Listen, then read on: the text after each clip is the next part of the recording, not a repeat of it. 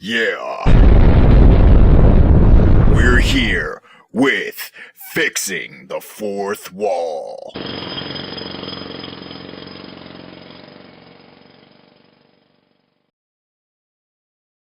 Welcome back to another episode of Fixing the Fourth Wall, where we pick the topics we find most interesting in pop culture, politics, and religion.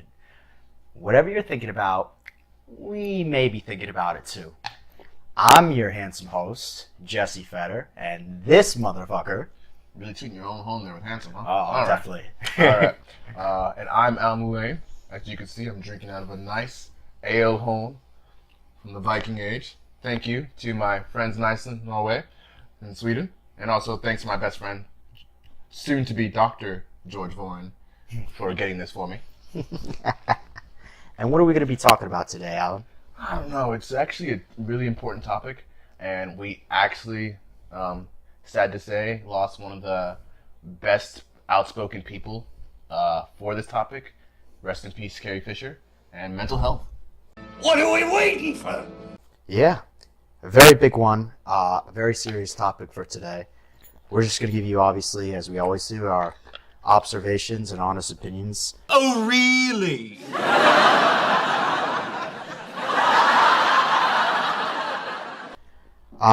The first thing we wanted to talk about in mental health is, famous characters in comics that have mental health issues. And mental health, guys, it's very hard to put in one singular category because there's tons of ailments. There's tons of mental health issues. You can't paint it all with a broad brush, with a broad stroke of a brush, because even with those different types of mental ailments, there's different severities for it. There's some people who have mild depression, and then there's some people whose depression are so severe they can't function. Yeah, that's, there's so many ailments. And one of the most famous characters to start off with is the Merc with the Mouth. Deadpool. Of course. He talks to himself, and there's nothing wrong with having internal dialogues with himself as far as thinking, but he responds, and it's like he has a separate personality. Split personality disorder, and in some issues, schizophrenia. Where he has multiple voices talking to him, except he seems to be enjoying them. It's one of the things I always found interesting about schizophrenia. That's constant debate. How come the voices never tell you to do good things? Like, hey, buy flowers for your mom. No, kill people. Looks like he left a note. What does it say? Idiot, meet me at the north end of the city. What? Who the hell is Cable to give us orders in our game? P.S. If you don't arrive within 1 hour, you'll miss the incredibly large-breasted Naked woman who claims to be your biggest fan? Oh, don't fall for that one But again. what if Cable means it this time? We can't take that chance. Large-breasted naked fan lady, we're on our way. I think of I forget which comedian was talking about Tourette's. Oh, it was Daniel Tosh. In his stand-up, I think his stand-up was maybe Completely Serious. Yeah. He was saying, Do you think there's any case of polite Tourette's in the world? Like one random person that yells out random compliments for no reason at all? Lovely smile! Sorry, I have a disease. But don't worry about it, that was nice. Lovely hat! I think 2 examples is enough. Next joke. another character I was thinking of is Wolverine. Well, along the lines with Deadpool, these are people who have lived a very long and brutal life. A lot of it, not only is it depression, because Wolverine's depressed. He's not a very happy guy, unless he's killing people. PTSD, we've seen Logan have so many nightmares, and obviously part of it's the fact that he's been around for 100 fucking years, but the other part is he's pretty much been a human weapon his entire life and fought through multiple wars. Yeah, while they both have healing factors don't work on mental health. Exactly. The regenerative factors work mainly only at the physical level. Another one is this one. He's kind of a tragic character in a way, and even his creator said that he's not really a villain in his eyes, is Magneto. Of course. Magneto went through the Holocaust, and after seeing how one sect of humans treated another sect of humans, and learning that he was a mutant, he didn't want to be discriminated against anymore. Again, it was the Nazis, obviously, really taking out their vengeance and their anger on the Jews, and he felt that humans have such destructive impulses that he wanted to be protective of mutant kind, not so much destroy humankind. I mean, it's at first it became that way, and then he realized, much like Malcolm X, who Magneto is based off of, right? He realized that he felt that violence is the only option. When you're met with violence, why should I meet violence with peace when I can meet violence with violence? Right, and as Malcolm believes that peaceful coexistence was just a romantic fantasy. That's why, on a philosophical level, he clashed with Martin Luther King. But he did believe that they could live, different races could live albeit civilly. They just didn't have to really, as long as they didn't really interact with each other. And probably another tragic character in your opinion? For me, one of the most tragic yet most famous, Bruce Wayne, aka Batman. I don't have. Dude watched his parents, mom and dad, get gunned down when he was 7 years old. No one's fucking normal after that. And it's gotten to the point that throughout the years, he's been so immersed in tackling the criminal element that he's shunned some of his closest, not only allies, but his family, his extended family, the Bat family. He's pushed away Dick Grayson. Some of it led to, Jason Todd being as kind of fucked up as he is. Left me to die! That's not what happened. You always told me, Bruce, focus on what I want to achieve, and it'll happen. You want to know what I want now? I want you dead. Tim Drake. Even Damian Wayne is another person who you would think Batman will learn his lessons. Like, wow, I didn't get therapy, but my son's fucked up. He should probably get therapy. No, let me just teach him how to use ninja weapons.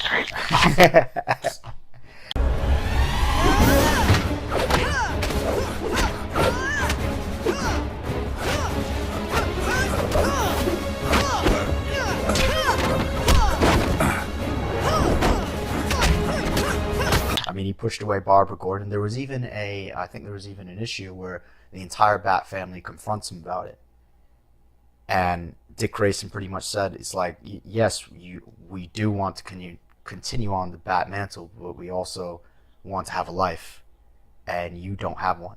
You take it so seriously that your alter ego has now become your main one. And now Bruce Wayne is his facade. Yeah. I think in a recent issue of Batman, they definitely asked a question about his own mental health when Batman was trying to comfort a new hero, Gotham Girl, who just lost her brother, and Batman asked Alfred, his butler, when I lost my mom and dad, how did you help me? He's like, Master Bruce, every night you dress up in a bat suit and go out in Gotham City terrorizing villains. Do you really think I helped you? Which begs the question. Yeah, it's cool for TV and everything else, but obviously that's a person with deep-seated mental health issues. Extremely. On obsession. It borders on obsession. Would you say that's OCD? Obsessive compulsive disorder? He can't leave well enough alone. When you can't enjoy life because of some aspect of what you're doing, don't get me wrong, there's nothing wrong with being in love with your job, but there is obsession that you can't leave it. Which, funny because his arch nemesis, his counterpart, is the opposite level of deep depraved mental health, which you have a psychopath in. The Joker. And the difference between all of the characters we named all of the characters that we named, guys, the difference is that the Joker actually has had help multiple times in Arkham Asylum, where the other characters refused help, but the Joker is just plain insane and doesn't want to change. He legitimately is evil. Chaotic evil. The furthest and the worst you could get to. Agent of Chaos. And obviously there's other characters like Bruce Banner, the Hulk. Yeah. His one, he has to always think about restraining himself, and he can't live a normal life. He's always on the run because, if he gets too excited, big green guy comes out.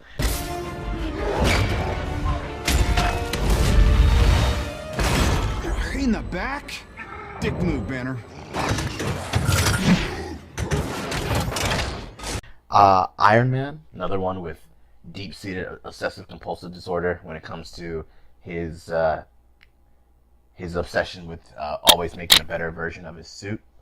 And also, you can just tell in certain instances, Tony Stark has a certain bit of narcissism. Yeah. I mean, World War Hulk, when they decided to send the Hulk away, certain recent issues of like delving into a more sinister version of Tony Stark. I mean, it's just that, like you said, that OCD and narcissism element. Narcissism has been documented, especially excessive narcissism, as being a mental health issue. You always want to, in life, my aunt always taught me, everything best done in moderation. You're always best finding that happy medium. It's good to be confident, but you don't want to get into arrogant territory. But at the same token, you don't want to be, kind of depraved of confidence to the point where you're self-loathing. That happy medium. And now we would like to move on to celebs with mental health issues, and there's quite a lot of them. I mean, and finally there's a platform to discuss mental health within the world of celebrities. I mean, a large part in thanks to Carrie Fisher. What would you even have told your younger self, if you could go back? I don't think I could have told my younger self, and it's sort of like what I know best. Get help. I mean, really, there's not much, learn to say the words, I don't know, mean them. Because she was so open about her mental health issues. And she had schizophrenia? Yes. Yeah. Another one, Robin Williams, who, unfortunately committed suicide. Which we would like to point out, there is a difference between depression and suicidal thoughts. Depression doesn't always lead to suicidal thoughts, and vice versa. They could be exclusive. They're not always inclusive or, connected to each other. People thought because of some of what Robin Williams was thinking in terms of his depression, that it led to his suicide.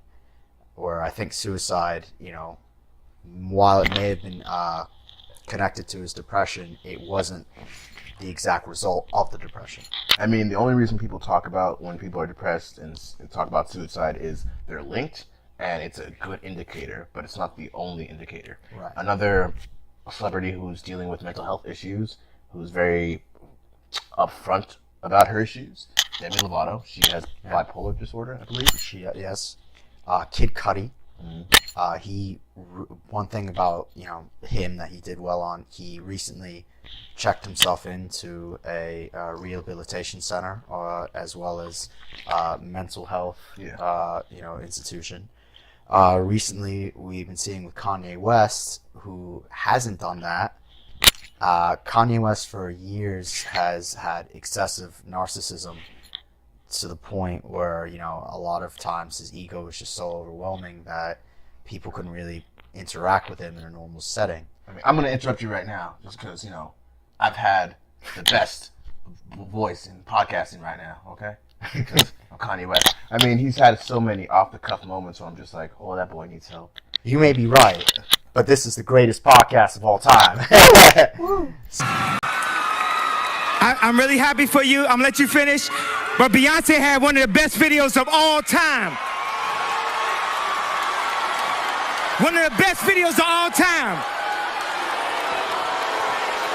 So there's that. There's Robert Downey Jr., who dealt with his drug addiction and drug addiction is a mental health issue Yep. that's finally starting to make waves in the criminal justice system, where we shouldn't be imprisoning people just because they have a mental health issue. Right. Another one, probably one of the most famous ones, Kurt Cobain, part of the 27 Club. Forever 27, man. Kurt Cobain, he pretty much influenced a whole generation, Generation Y, which I think I said either in the first or second episode that first I knew I was Generation Y. I was taught I was Generation Y in school, and then in 2013, years later, I learned that I'm a millennial. All of a sudden, go figure.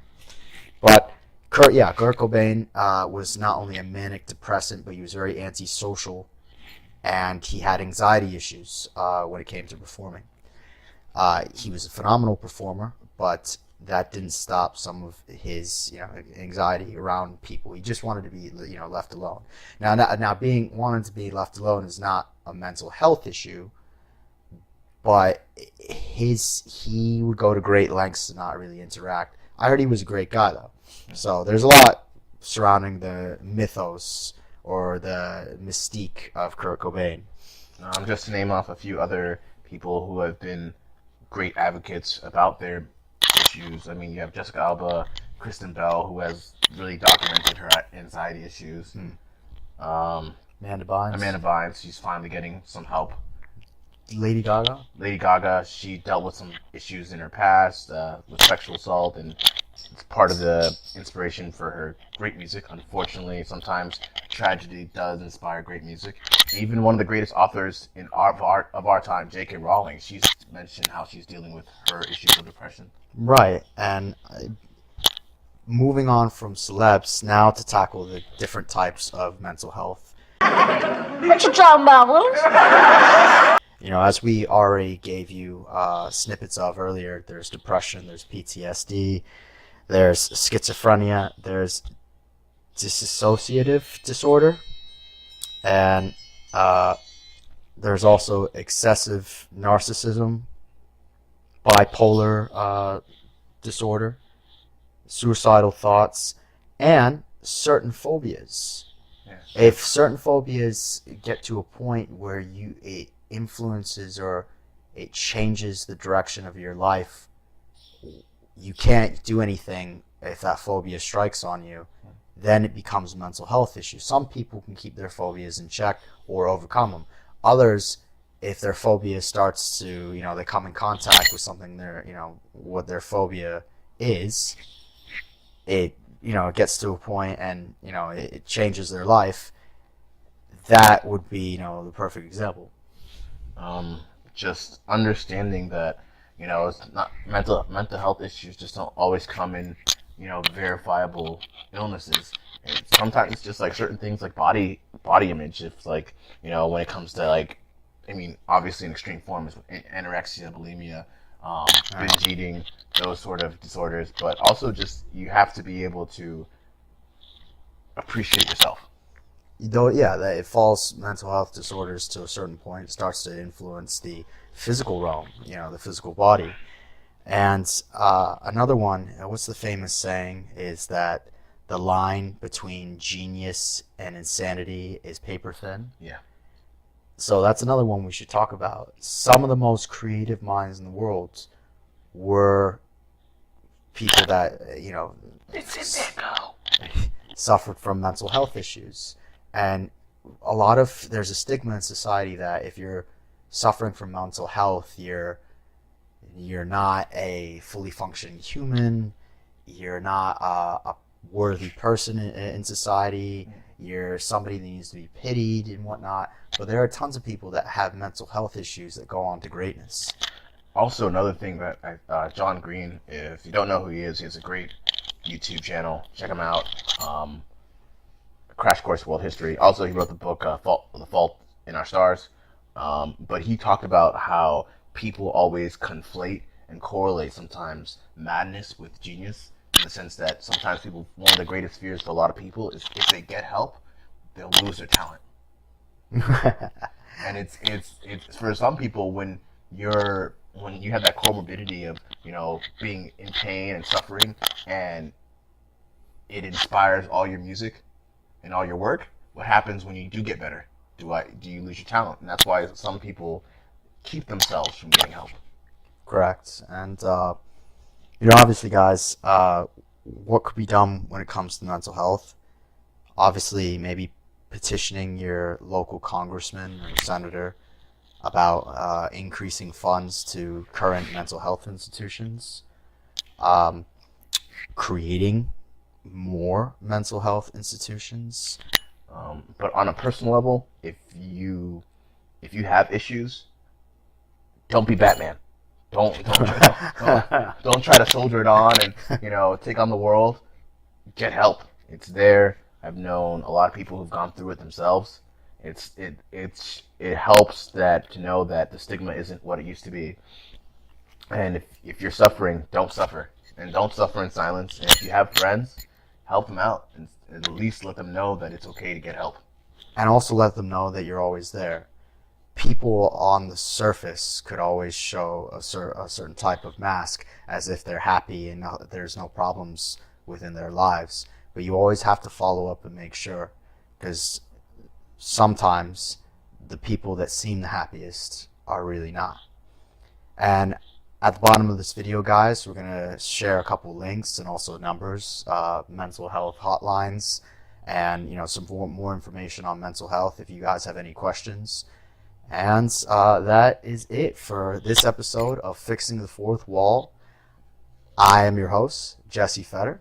And I am Alan Lane. And we are instant transmitting out. Yeah.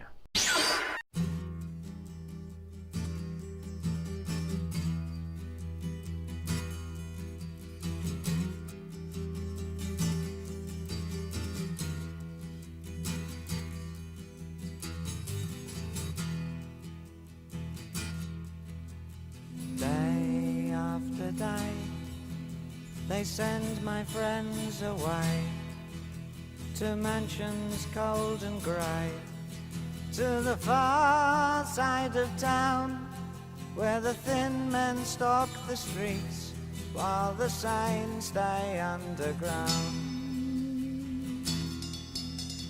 Day after day, they tell me I can go, they tell me I can blow to the far side of town, where it's pointless to be high, 'cause it's such a long way down. So I tell them that I can fly, I will scream